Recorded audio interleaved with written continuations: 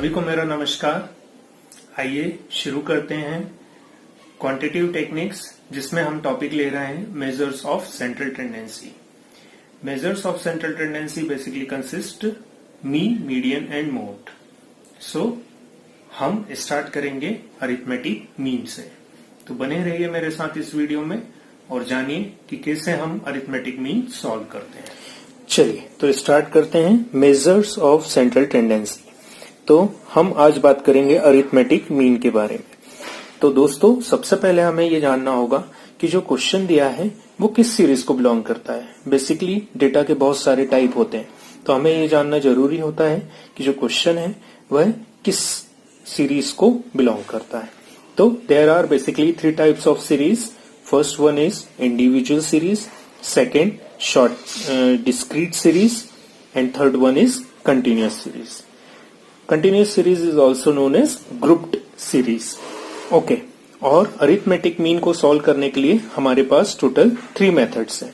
First is direct method, second one is shortcut method, and third one is step deviation method. ये 3 methods के फॉर्मूले अलग अलग हैं।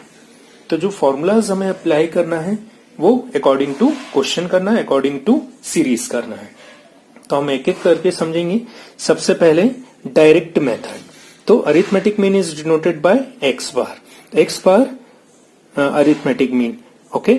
और x1 plus x2 plus x3 and so on.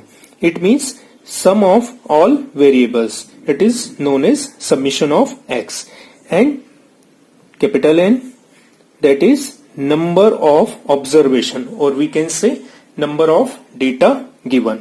So the formula for direct method for calculating arithmetic mean is x bar is equal to summation of x divided by n, where n is number of data and summation of x is sum of all the data. Okay, now shortcut method.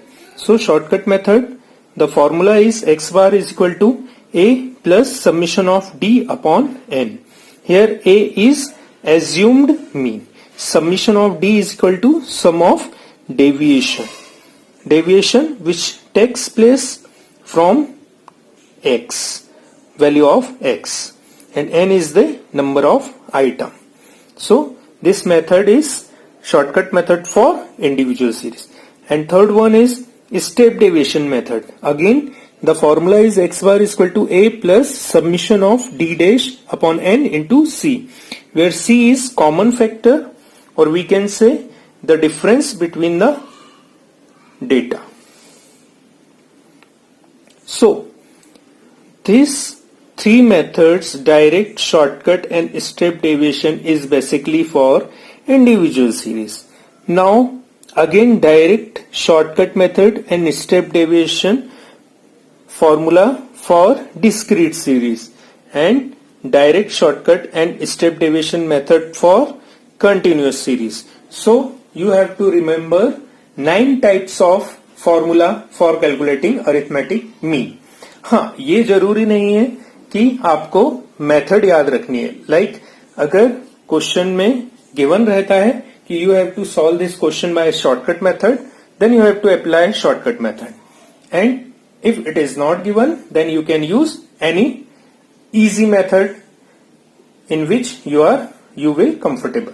Like direct method is easy one, so you can apply direct method in any question. The answer will be same from any method.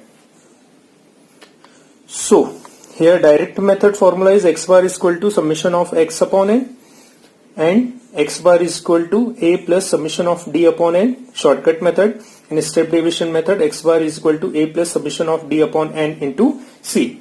Here discrete series, the formula for direct method is x bar is equal to summation of f into x divided by capital N.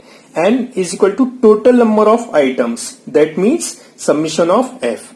So here n is equal to summation of f, and f is frequency, and a is again assumed mean. For shortcut method, the formula is x bar is equal to a plus summation of ft upon n. And in step deviation method, x bar is equal to a plus summation of fd dash upon n into c, where d dash is equal to d upon c, where c is the common factor. आपको ऐसे question जब attempt करेंगे तो ये बहुत अच्छे से आपको समझ में आ जाएगा. Now shortcut method for continuous series. The formula is x bar is equal to a plus summation of ft upon n.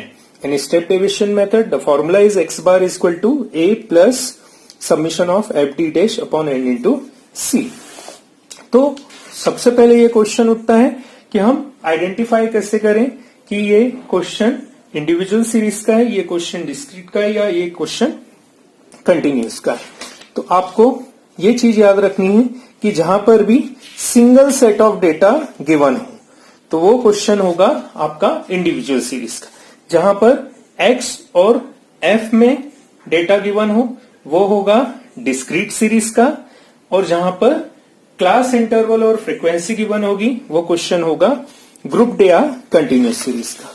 Like ये क्वेश्चन देखिए, यहां पर मार्क्स जो दिए हैं क्लास इंटरवल के फॉर्म में दिए हैं, like 0 to 10, 10 to 20, 20 to 30, 30 to 40, 40 to 50 and 70 to 80. तो ये जो क्वेश्चन है वो कंटिन्यूस सीरीज का है. ओके, एंड ये देखिए यहां पर ये क्वेश्चन में क्लास इंटरवल गिवन है, दैट मीन्स ये क्वेश्चन भी कंटिन्यूस सीरीज का है. ओके, अगर हम बात करें डिस्क्रीट सीरीज की, तो डिस्क्रीट सीरीज में हमें केवल 2 सेट ऑफ डेटा गिवन रहते हैं, जहां पर क्लास इंटरवल गिवन नहीं रहती है. Like this type of question. यहां पर देखें size of shoes and number of pairs. तो यहां पर 2 set of data are given, like size of shoes and number of pairs. तो इसको हम x की वैल्यू एज्यूम कर सकते हैं और नंबर ऑफ पेयर्स को फ्रीक्वेंसी एज्यूम कर सकते हैं. तो size of shoes is assumed as x and number of pairs is assumed as f. तो इसको हम कैलकुलेट कर लेंगे. मैं कैलकुलेशन आपको बाद में बता दूंगा. आपको सबसे पहले यह आना चाहिए कि आप कैसे आइडेंटिफाई करें कि ये क्वेश्चन किस सीरीज का है. एक मैं आपको बताना चाह रहा था इंडिविजुअल सीरीज का. इंडिविजुअल सीरीज में single set of data given रहता है, लाइक 1 2 3 4 5 6 7 8 9 10. यह इंडिविजुअल सीरीज का जिसमें केवल x की वैल्यू गिवन रहती है, और x और f की वैल्यू अगर गिवन रहेगी तो डिस्क्रीट सीरीज, और क्लास इंटरवल और फ्रीक्वेंसी गिवन रहेगी तो वो कंटिन्यूस सीरीज होगा.